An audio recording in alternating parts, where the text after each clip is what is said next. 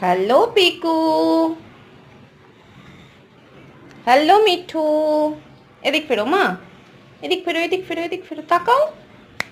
এই তো মাম্মা। না, কেউ গায়ে হাত দেয়নি, চুপ। কই মাম্মা কই?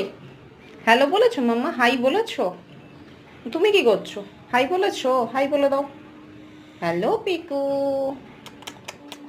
এই শোনো না,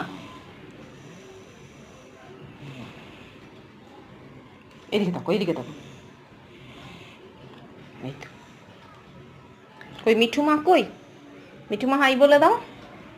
হাই বলেছ?